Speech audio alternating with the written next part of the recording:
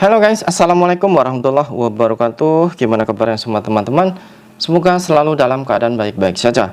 Oke, kali ini kebetulan saya mempunyai sebuah curhatan, yaitu dari temennya. Temennya dia itu kan sudah bekerja di Taiwan kurang lebih 10 tahun ya. Dan di 10 tahun itu dia, karena dia emang masih bujang ya, dia menikahi seorang janda mempunyai anak satu. Disitulah mereka itu memadu kasih dan menikah di Taiwan. Ya tentu saja kalau di Taiwan kan menikah siri. Dan mereka sebelum pulang ke Indonesia pun karena sudah menikah, mereka mempunyai anak. Dan pas waktu itu juga selepas masnya itu kurang lebih 8-9 tahun ya, masnya itu pulang ke desanya perempuan atau ke desa istrinya tersebut. Dan setelah di situ kebetulan dia juga kan masih sering curhat ya sama teman saya yang emang teman dekatnya dia. Dia sampai mengungkapkan sewaktu dia berada di rumah yaitu istrinya ya, otomatis kan bersama mertuanya. Nggak tahu apa masalahnya, mungkin ya namanya juga mertua ya, kalau seumpama kita tidak beraktivitas atau mungkin tidak terlalu aktif di rumah mertua, otomatis nanti akan jadi omelan ya. Kalaupun mungkin kelihatannya mertua itu baik atau gimana, namun otomatis kan kalau kita nganggur ya dan tidak bekerja atau mungkin tidak membantu keluarga mereka dalam keadaan kerja atau apa, itu otomatis nanti sikap dari mertua itu sangat beda ya. Dan si Mas juga sampai mengungkapkan, iya juga ya, aku selama di Taiwan terlalu boros ya, terlalu ya mungkin sama istrinya itu sering jalan-jalan ke sana ke sini, dan akhirnya pas pulang itu Masnya kan boleh dikatakan minim karena mungkin terlalu keseringan jalan-jalan, terlalu keseringan happy-happy ya.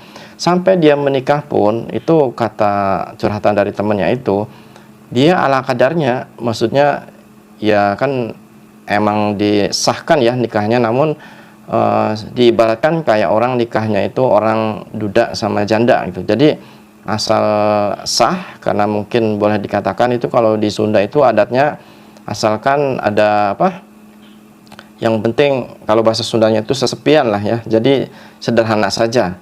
Dan selain itu juga Masnya ini emang dia merasa hilaf juga ya, maksudnya merasa bersalah, merasa apa gimana sih, dia itu merasa sangat sedihnya karena setelah mempunyai anaknya apalagi bersama mertua.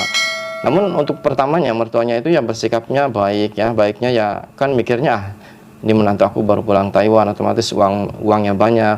Namun setelah mungkin ada kebutuhan yang agak besar ya, mungkin si mertua itu pengen pinjam sama anaknya, namun disampaikan ke suaminya. Namun si suaminya kan karena uangnya juga nggak megang, mungkin ada juga cuma untuk kebutuhan sehari-hari.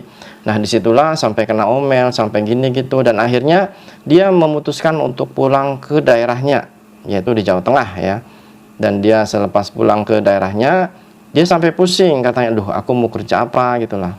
Dan di situ dia mengambil keputusan untuk berjualan di pinggir jalan. Dan untuk usahanya saya privasi ya. Nah Masnya itu mencoba untuk berjualan. Namun di situ juga Masnya itu kan tidak punya modal ya. Karena yang teman-teman tahu sendiri ya, waktu tadi saya sampaikan bahwa dia pulang saja itu boleh dikatakan cuman punya pegangan tidak seberapa. Dan setelah dia pulang ke asalnya atau dia pulang ke daerahnya yaitu di Jawa Tengah, sampai hanya ingin usaha seperti jualan minuman aja ya, itu sampai meminjam modal ke teman saya ini yang curhat ke saya ya.